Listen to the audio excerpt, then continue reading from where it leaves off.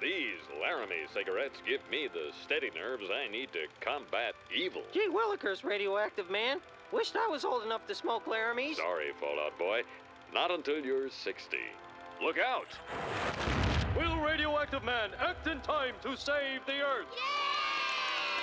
The MCU has been going on since 2008 and is based on comics and characters that have existed for decades. In this time, the MCU has released 44 projects, all of which I'm about to rank and rate. This is not including the Netflix shows, Agents of S.H.I.E.L.D. or Agents of Carter, anything like that, nor is it including the 2008 Incredible Hulk movie. Why? Because I make the rules, and I might not have ever seen the 2008 Hulk movie. So I'm just going to jump into this and get started because there's just a lot to go over here. Note that if I sound critical of some projects, it might not be that I don't like them. I do like most of these movies. I'm just more so justifying why I've placed the movie where I have. And of course, spoilers ahead for the entire MCU. Number 43. At the bottom of this list, we have She-Hulk. Generally speaking, I'm actually a big defender of the MCU. Although there's definitely been a downward trend with recent projects, I think the MCU still has a lot of potential, and I wasn't as critical of some projects as many others were. She-Hulk is not one of these cases. She-Hulk is perhaps the only project in the entire MCU portfolio that I would say is just purely bad. There's nothing redeemable about this show. It's unsatisfying as an origin story, degrades existing characters like Daredevil and the Hulk, and the ending is the biggest mess I've ever bear witness to. She-Hulk was shockingly bad, and I'd give it a 10%.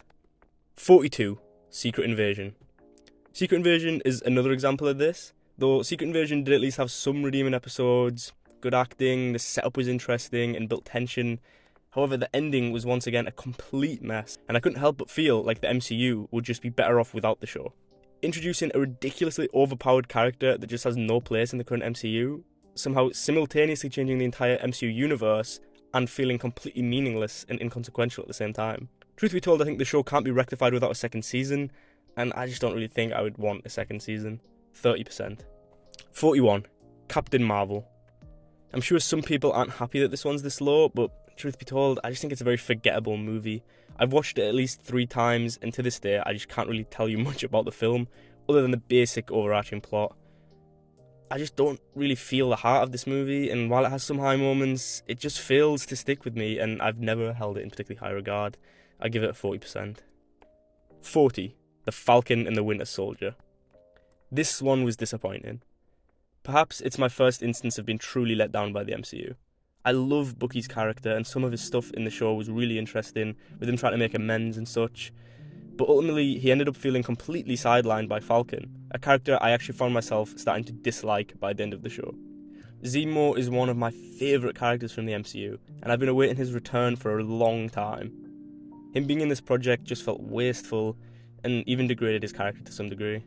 Though I'm still excited for his future appearances. The Flag Smashers were just not a particularly interesting villain group to me, and it was annoying how much they seemed to sympathise with them throughout the show. If you're going to make a morally grey villain, great, but a group hell-bent on reducing the globe's population isn't the move there. The final episode of Falcon, with the infamous "do better" speech, was just frustrating, and part of the reason Falcon as a character has reduced in my estimations.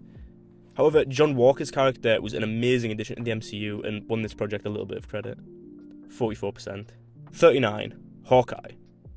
This show also had a few highs and lows. Kate Bishop was a likeable Hawkeye replacement.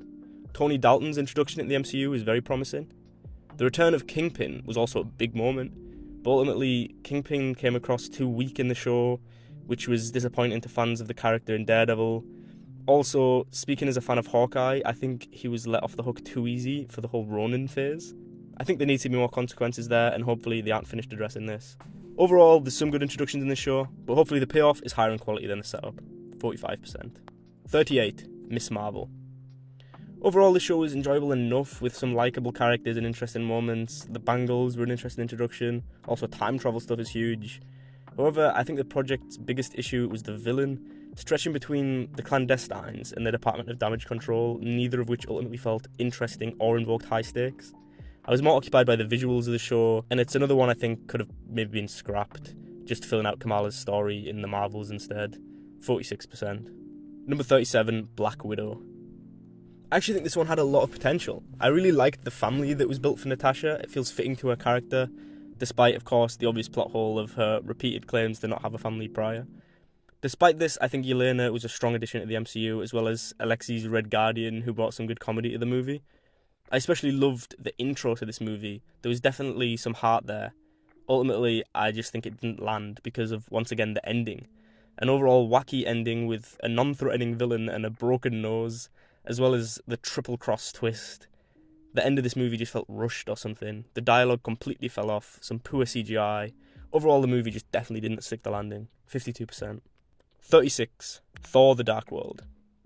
This movie is another movie that had a lot of strong points, but was let down ultimately by the villain. The Dark Elves weren't even the least bit entertaining to me. And I think the notion of just turning the universe dark doesn't really class as a motive. Also, the death of Thor's mother was a scene that could have held a lot more weight, but for some reason it just felt wasted and empty to me. The strong point of this movie is definitely Loki, who had some great moments. If the movie focused on this brotherly bond more, it would have gained more redemption, but ultimately the Dark Elves and a terrible fight scene just spoiled this movie. 59%. The Guardians Christmas Special. There wasn't particularly anything wrong with this project, it just felt a bit goofy and overall unnecessary. The reveal of Mantis's relation to Quill was the only real important takeaway, which could have just been saved for Guardians 3. Nevertheless, it was nice to see these characters for a little longer, and I have no massive gripes with the special. 61%. The Marvels. I think this movie was a lot better than I expected going in, and some hate it's gotten doesn't feel fully deserved.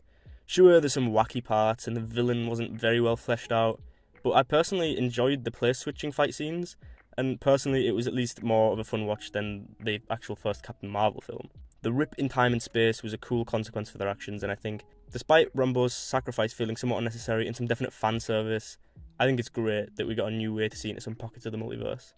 61%. Black Panther. Now, I know some people will think that this rating's criminal, but two things. Firstly, in my defence, this is where the list starts to pick up a little bit, and secondly, though it may not sound like it, I'm not overall critical of this movie. I did enjoy it. I just think it's overrated in the grand scheme. The movie introduced Wakanda, one of the most interesting places in the MCU, and Chadwick Boseman's Black Panther was a legendary character, portrayed by a phenomenal actor. What mostly let this movie down for me was writing. The dialogue just never felt right to me, and the plot just isn't that entertaining. The ultimate factor that makes me rank this movie lower than most MCU fans is I'm just not a big fan of Killmonger, sorry. I couldn't sympathise with him at all, and some scenes, like burning the herbs, just didn't make any sense to me.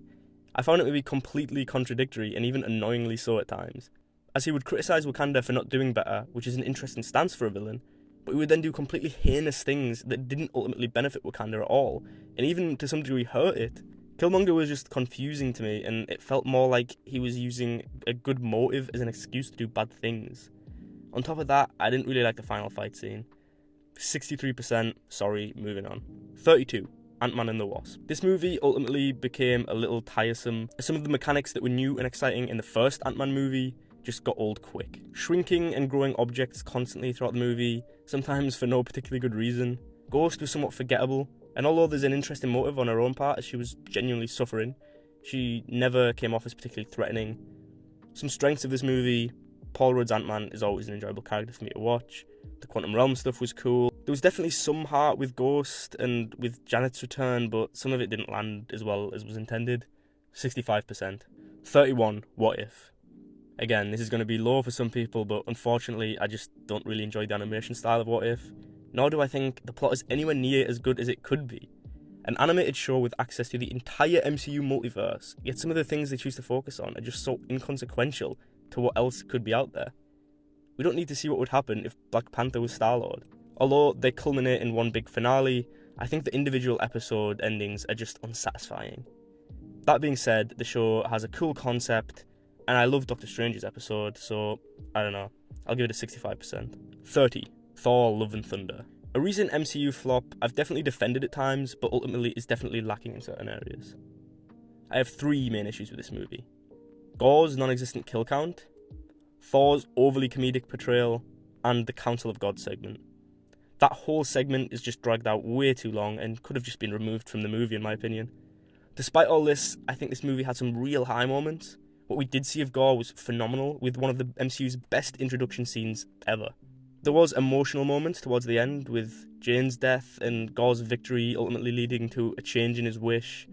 I was disappointed by this movie, but I think the reason it's so disappointing is because it does have such high moments and great characters. So, 67%. 29. Shang-Chi and the Legend of the Ten Rings. Shang-Chi was a great addition to the MCU, and this movie would be a lot higher were it not for the third act. This movie has one of the worst endings in the MCU in my personal opinion. After delivering a tragic backstory, building up tension between Shang-Chi and his father, the movie seemingly just abandons this in the end for dragons and demons. There was no need for this movie to go there. Shang-Chi's father was a fantastic villain of his own accord, and I think more attention should have been pointed at that. I love the first half of this movie, but I actually kind of can't stand the third act. 68% overall. 28. Spider-Man Far From Home. Another movie with a lot to love. Tom Holland's Spider-Man is great, as was Mysterio as a villain. My main issue with this movie is the element monsters that take up too much time of the movie, which is ultimately time taken away from Mysterio himself, who could be a much more interesting character than just simulating big CGI monsters. We can see this in the later scenes where he torments Peter, which is a great scene. I also find it a little unbelievable that Peter would give up Iron Man's glasses to Mysterio, though I suppose you can just chalk that up to Spider-Man's naivety and good nature. This movie is the inverse of most others, where I find it to be slow starting, but the ending and the last act is phenomenal. 70%. 27. Eternals. Another movie that didn't do too well in ratings and suffers from a third act problem. I actually loved what they tried to do in Eternals. The Celestials are a fantastic MCU addition, and the movie, though it didn't really feel like a Marvel movie, added some interesting tones to the MCU. It had some grit and emotion, and every time I rewatch it, I appreciate it a little bit more. I think this movie could have been a really great turn for the MCU, and had it had a better reception, they might not have went as heavily down the comedic route and been a bit more daring with new projects and different vibes. Sadly, the third act did really take away a lot from this movie, with the Celestials not playing as big of a role in things as they could have. I remember watching this movie in the cinema and being so blown away by the first half. It's crazy how fast things started to fall apart in the end. Sprite's betrayal was an amazing move in my opinion, only to be instantly pointless and overridden by a comedically stupid rock to the head. The Deviant beginning to speak was such a cool way to develop things and could have made for a really good villain, only to be instantly killed and far too easily. Icarus just flying away at the end was ridiculous, and the too close to the sun thing was just too on the nose. It's a real shame, but I still enjoyed this movie overall. 72%. 26. Black Panther Wakanda Forever. A massive improvement on the original movie in my opinion. It's a shame that Chadwick's Black Panther wasn't able to be in this movie, as I think if he was, it would have been really high on the list. But the movie was nevertheless an emotional tribute to him. Shuri improved from other movies, and her grieving really made the movie great. Queen Ramonda was amazing in this movie too.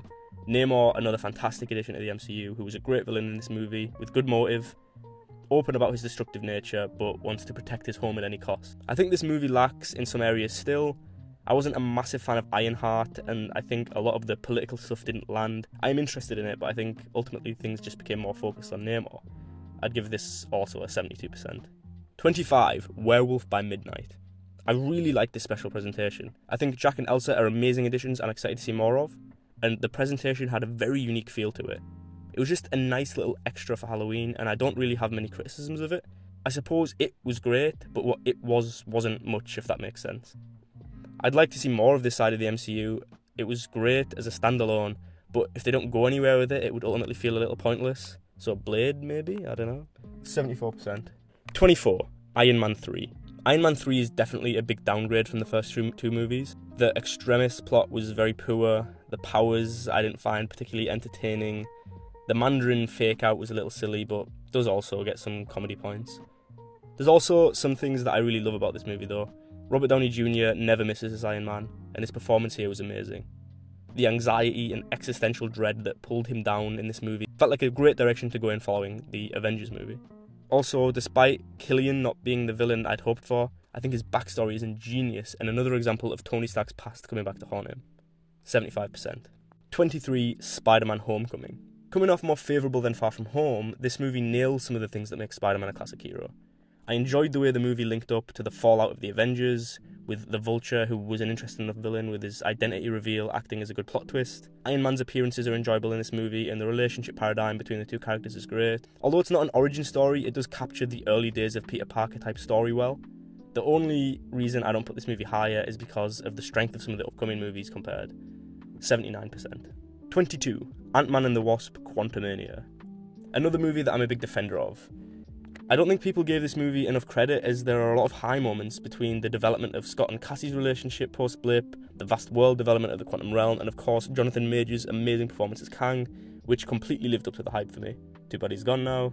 Oh well. The ending of the movie I also defend. People get mad about Kang being supposedly beaten by ants. But firstly, it's an Ant-Man movie, so I don't see the issue with ants being involved. Secondly, the ants are shown to be that of a Type 3 civilization, meaning they would have tech that would even render Kangs outdated. And thirdly, an ant's strength to body size ratio probably makes them each as strong as the Hulk. On top of this, Kang wasn't even beaten by the ants. He won that fight, which is to me the actual unbelievable part. The only reason Scott is able to beat him is because he fights him without any powers. And if you remember from Ant-Man 1, Scott is well trained in fighting. Yet he is still unable to beat Kang without the probability field. All that being said, I think Ant-Man does get off a little too easy in this movie, and should have at least been trapped in the quantum realm. And the fantasy world of the realm stuff did become a little heavy. Some more time on Earth could have maybe helped this movie out, rather than it being too fantasy and crazy. I'd give it an 80%. 21. Doctor Strange in the Multiverse of Madness. Taking somewhat of a defensive position again here, I think Multiverse of Madness was a big downgrade from the first Doctor Strange movie, but I think if it just had a different title, people would have been a lot more receptive to it. The movie came off as underwhelming, as the multiverse wasn't explored much in detail as people would have liked. Also, fan theories prior to the movie built up way too much expectation. If you just look at this movie itself, without any preconceptions, I think it's a very enjoyable movie, and doesn't suffer from more faults than any other MCU movie. The Illuminati scene was perfect to me, and I don't care that the characters were killed off so soon, because it's the multiverse and we literally have infinite of them. Wanda was amazing in this movie as a villain, and delving into Doctor Strange's character was great, as we find out he's maybe not as happy as we would have assumed. I would say, as a Doctor Strange movie, this could focus on him just a little bit more, but there's a lot going on in this movie to distract us from him. Also, Wanda dying at the end just felt needless, and I do agree a lot of the back and forth for her character's motives could have been dealt with better. But these things don't ruin the movie for me and are explained away enough by things like the Darkhold. I'll give this movie an 82%. 20. Moon Knight. A mixed bag for me. Moon Knight was far better than I expected, but not without its issues. I think Oscar Isaac is the perfect casting choice, and one of the actors I'm most excited to have in the MCU in the future if his story continues. Moon Knight is a very interesting character, and I think there's some really powerful moments in this show, like Steven's breakdown leading to Mark's origin, and all of his abusive past. I think Arthur was a great villain for the character. I remember when I was watching these episodes as they came out, and how mind-blown I was by the whole mental home scenes and the questioning of reality. I was anticipating each next episode as it came out. However, looking back, these scenes do feel a little pointless due to the double fake-out, and I think there's some filler in this show. It's not perfect, but it's promising. 84%. 19. Captain America the Winter Soldier. Now we are getting into some of the absolute greats, where the rankings are difficult and might end up being down to a percentage or even half a percentage difference. I know the Winter Soldier is some people's favourite of the Captain America trilogy, but to be honest, it's a phenomenal trilogy, and for me, this one just ends up being the weakest. I absolutely love the movie. Everything with Bucky is great, the spy, thriller, feel has its charm, and the stakes are believably high. Where this movie suffers compared to its counterparts is just in the small details. I think the fake out of Nick Fury's death didn't land for me, and it was just predictable. I think some of the end parts with the nanotech face mask just felt a little unbelievable for this time of the MCU, or like an easy out. I think what's clearly weak in this movie for me is S.H.I.E.L.D's position, and a somewhat weak ending. I don't want to sound too critical though, I really do like this movie. 86%. 18. Iron Man 2. I think this movie is so underrated. I actually think of the Iron Man trilogy, this movie has the best villain. Justin Hammer is amazing in this movie, and one of my top picks to return in the MCU. And Whiplash was great, and so enjoyable to watch, and this villain team-up was just perfect, with the ultimate last-minute double cross. Iron Man as a franchise is one of my favourites, but it typically suffers with villains. In this movie, I think they just got it right. I think Tony Stark's arrogance about his tech being unobtainable fits his character amazingly, and shows flaws he continued to have even as a hero, and brings up issues that link back amazingly to Civil War and the Sokovia Accords later down the line. I think the final fight scene is a little heavy on the action, guns, explosions, etc. But it's an action movie, so what can you do? 86%. 17. Thor. The first Thor movie hasn't quite yet built the Thor we love and know in the later MCU, but I think it's an important part of his development that leads there. This movie feels a lot more like a 2000s fish-out-of-water comedy movie than a superhero movie, which I think a lot of people take issue with. But for me, I think it's kind of like a breath of fresh air. I'd much rather see Thor learn to make meaningful connections and learn to care about others above himself than watch him have just some CGI fight with dark elves. Of course, somewhere along the line there's a middle ground there, and I think that middle ground is Ragnarok, or even some of the Avengers movies, but that's why I placed this Thor between those two. I think it's a movie the MCU couldn't do without, Despite its stylistic differences, there's still a lot to love, and I think they nailed the ending. 88%. 16. Captain America: The First Avenger. I think the main reason I placed this one above The Winter Soldier is honestly just because I'm a sucker for origin stories. I'll never get tired of seeing hero origin stories, and I think that's something that really draws me to the MCU. You get some origins, then a team up, and it all pays off. And this was a brilliant time for the MCU. Simple and straightforward. I love Captain America as a character, and I think his origin story tells the tale perfectly. It's about the man behind the powers, not the powers themselves. Captain America isn't special because of his powers, those were just given to him. He is special because of what he was before he even had them. And scenes like him sticking up for people as a scrawny kid, willing to fight even against the odds, makes for an extremely strong character, and sets up moments amazingly, like Cap's readiness to fight Thanos and his entire army alone in Endgame. That's the kind of man Cap is. He jumps on the grenades, he steps up to the fight, and he'll do it whether he'll win or lose. 89%. 15. The Avengers. Same kind of vibe here. This movie captures the amazing simplicity in earlier days of the MCU. After some great origin movies, we get an anticipated team-up movie that ties things together beautifully. The interaction between the characters is the building blocks of what makes the MCU. Cap and Tony butting heads, one the self-made egotist, the other a purely good man whose powers were given to him, but it's Tony in the end who's the one to make the sacrifice. Loki was a great villain in this movie, but I only wish we could have saved him for later when the team was a little bit built up more. Nevertheless, Loki doesn't feel wasted at all in this movie, and his development does continue following it. My only criticism is that this movie may feel too simple at times, but given how unsimple the MCU has gotten, I think that can also be appreciated. 90%. 14. Ant-Man. Another underrated movie perhaps, the first Ant-Man returns to the classic superhero origin story paradigm. Years after the original heroes had been introduced, this movie feels like it has some of the strengths of the original Iron Man movie, with a great, lovable character played by a great actor. Scott's character really makes this movie. As opposed to the Phase 1 heroes, he isn't some genius billionaire or morally perfect man. He's just a normal guy who's a loving father and willing to do some bad things for a good reason. Scott trying to clean up his act to connect with his daughter is just wholesome, and the whole movie has something special that I think is missing from more recent MCU movies. Despite the trope of the "I didn't tell you that heroic thing that killed your mother because I wanted to protect you" nonsense, I think this movie also gets a 90%. 13. Avengers: Age of Ultron. Some people might say this is the worst Avengers movie. Those people are wrong. I think this movie just improves on the original Avengers movie by introducing a villain that truly has world-ending stakes, is downright terrifying, and just can't be reasoned with. Yet another example of Tony Stark causing more problems than he solves. I think this event is truly what sends Tony down the path he ends up on in Civil War. The Avengers team fills out a little more here, some great characters introduced with Wanda, Quicksilver, and Vision, and the existing characters just build stronger bonds and really find their footing. My main issue with this movie is that Ultron was given too many comedic moments. If he was portrayed purely as a cold villain hellbent on destruction, this movie could have been one of my favourite MCU movies. 91%. 12. Guardians of the Galaxy. What a movie. The introduction of Guardians of the Galaxy as a movie was a huge risk at the time, but ended up creating perhaps some of the best and most lovable characters in the MCU. I know some people will be shocked that this is the lowest ranked Guardian film on my list, but to be honest, I think some of the next ones just bring up improvements that I'll explain when I get there. But this movie has an incredible amount of heart, great comedy, and honestly there's just not much to say that hasn't already been said. 92%. 11. WandaVision. The first Disney Plus show in the MCU was definitely promising. I loved WandaVision, and I think it took both characters from being solid B-tier characters to MCU favourites. Following Wanda's grief was the perfect picking up point from Endgame, and the dark, sinister reveals throughout the show, like peeking behind the curtain, were really something. I loved WandaVision at the time, and I love it now. It had a completely new feel for the MCU, and focused on more individual character development than most other MCU projects. It was really nice for these characters to get some screen time of their own, and I do think a show was the right way to do it, whether you think the show has ended up being good for the MCU overall or not. 92% for WandaVision. 10. Doctor Strange.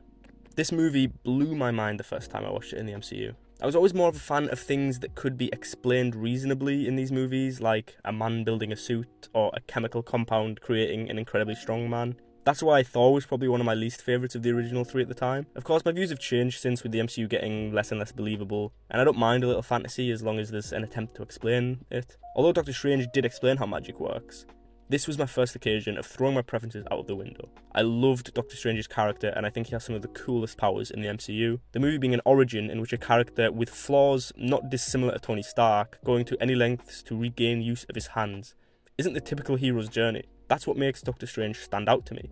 He's unique in his powers, his mindset is unlike any other hero's, but Doctor Strange doesn't have some of the hero's complex. He's almost cold and calculated, and often makes it clear he's willing to do things that typical heroes might not do if it's for the greater good. I think Doctor Strange's character was an amazing addition to the MCU, and I really loved this movie. A great villain, the Ancient One was great, and an end fight that relied on brains rather than mindless action. A unique and special MCU project. 93%. 9. Thor Ragnarok. Thor Ragnarok was a massive change for the MCU at the time, feeling like no movie that had ever came before it. I think what they did with Thor's character here elevated him to finally being on the level of the other Phase 1 heroes. They just finally got him right. Though some of the comedy here might have taken the MCU down the wrong path in the future, this movie was undoubtedly funny at the time, and I remind you that even the first Thor movie was kind of a comedy in itself. So this isn't just out of nowhere. Hela definitely makes this movie, being one of the best MCU villains. The comedy works in this movie because Hela isn't funny, she's terrifying and purely a threat. We need a laugh when we know that Thor has to go up a challenge that he just quite frankly isn't ready for. That's why the change Thor undergoes in this movie is so important. It's heartfelt and there is something heavy beneath the comedy. Thor no longer needing his hammer is a powerful moment, and this movie sets the character up fantastically for Infinity War and Endgame. 94%. 8. Guardians of the Galaxy Volume 2. So why is Volume 2 above Volume 1? In my opinion, the movies are very similar in quality. There's just one thing that raises this movie above the original so much, and that's Yondu. Yondu gives this movie more heart than any other MCU movie at the time. In fact, it's not just Yondu, but Peter's issues with his father as a whole. This movie delves deep into Star-Lord's character, and although he's broken by the betrayal of his true father, we get this heartwarming reminder that Yondu was his real father figure who was there for him all along. I will never get why people put this movie below the first. I think it's the most emotional ending of any MCU movie and just builds on the Guardians even more. 95%. 7. Iron Man. The origin of the greatest character in the MCU. I don't even know what it is about Iron Man that's so great. Maybe it's Robert Downey Jr.'s unbeatable performance. Maybe the character itself is just a great concept. I don't know. But I know I'll never tire of watching the first Iron Man movie. The origin story is phenomenal, and the character arc we see begin for Tony is the perfect setup for over a decade of movies following. The only thing that brings this movie down is the villain and the final fight. Neither is bad by any means, but both could just be better. If this movie had an amazing villain, it would probably be my favourite movie, or at least top 3. But the first half of this movie is absolutely flawless, and it's so good that I hardly find myself caring who the villain even is. 95%. 6. Spider-Man No Way Home. The third and most recent Spider-Man movie is where Tom Holland really finds his footing. This movie was almost perfect. Tom was perfect in his role, the other Spider-Men killed it. Fan service or not, this was just an amazing move. Getting together all the classic Spider-Man villains for one movie, this was nostalgia infused, and I don't think that's a bad thing, given how iconic and lovable Spider-Man is. The movie was emotional, hit all the keys it needed to hit, and the fact that Spider-Man focused on sparing the villains rather than killing them was what makes him such a special hero. 95%. 5. Loki. The best Disney Plus show in my opinion. Loki is phenomenal in both of its seasons. Season 1 was an introduction to a new world. Picking up from the events of Endgame and kind of from the first Avengers movie, we take a beloved character that deserves way more screen time and dedicate an entire show into really studying this character. Mobius is also such a lovable and amazing character, and the TVA as a whole is just amazing. The mystery looming over this season was so much fun, and I was so worried that the second season might ruin it all, but the second season might have been even better. OB was a perfect addition, the time slipping was great, and that ending, unbeatable. Of course, the main thing I loved about both these seasons was Jonathan Majors' Kang, as he just presented such a threat in such a calm and collected manner, and really gave me hope for the MCU post-Endgame, as there might actually be a villain who could be even better than Thanos. Oh well. 96%. 4. Avengers Endgame. I've seen some mixed reviews of Endgame overall, and I do understand some people's criticisms, but overall, despite having its flaws, I think Endgame is just undeniably a great movie. We get everything we could ask for. Emotion, some great acting, a great villain, all of our favourite heroes, and higher stakes than ever. I think the time travel was the right way to go. Although it may feel cheap, it proves how stubborn the Avengers are, and that after all those years, they're just not willing to let it go, truly living up to their name. It also allows for the movie to explore the entire MCU in a kind of meta way. literally revisiting old movies and old points in time where characters can finally get some closure that they deserve. For me, this movie is almost like a feel-good movie, despite some heavy overtones. It just truly is the culmination of a decade of media, and I don't think anyone was overlooked. 96%. Number 3. Guardians of the Galaxy Volume 3. The most recent Guardians movie is by far my favourite of the three. This has the most heart of any MCU movie, and that's even following Guardians 2, which was emotional enough in itself. I'm the kind of person who actually kind of roots for character death sometimes, as I think it shows guts on behalf of the producers, and adds emotion and real stakes. I went into this movie weirdly enough, hoping for one of the Guardians to die, as I knew there was potential there for a really emotional scene.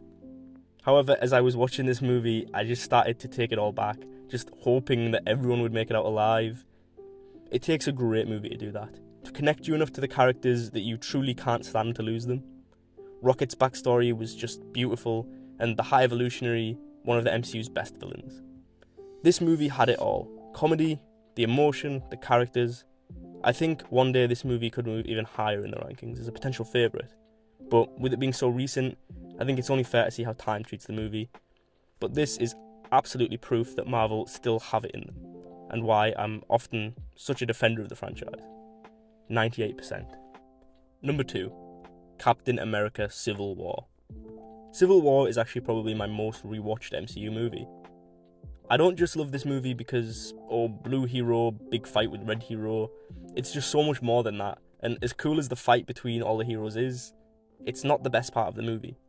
The best part of the movie is Zemo, and I honestly think after all these years, he's still my favourite MCU villain. That's because Zemo doesn't have superpowers, he isn't strong, he isn't an alien or some guy who would hypocritically give himself superpowers in order to bring the others down. Zemo's logic is sound and consistent.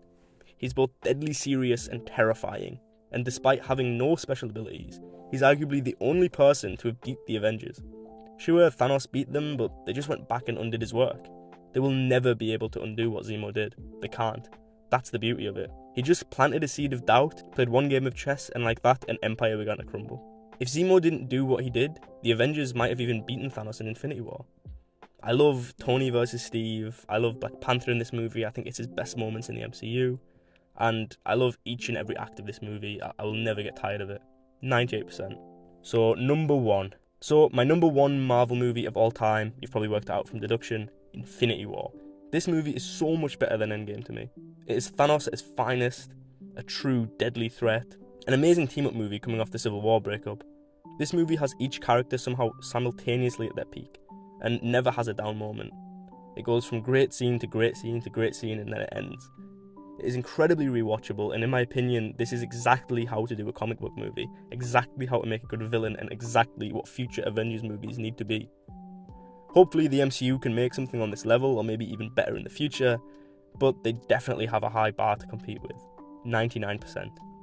So if you're still here, thank you. I know this was a long one, but there's a lot to go through. If you're unhappy with my rankings, remember, it's just my opinion, and I really don't know anything about anything, so don't take it too hard. But I'm definitely open to respectful debate. I love talking about these movies, and I'd love to hear what other people's opinions are, so let me know what you think. Where was I wrong, where was I right, and of course, thanks for watching.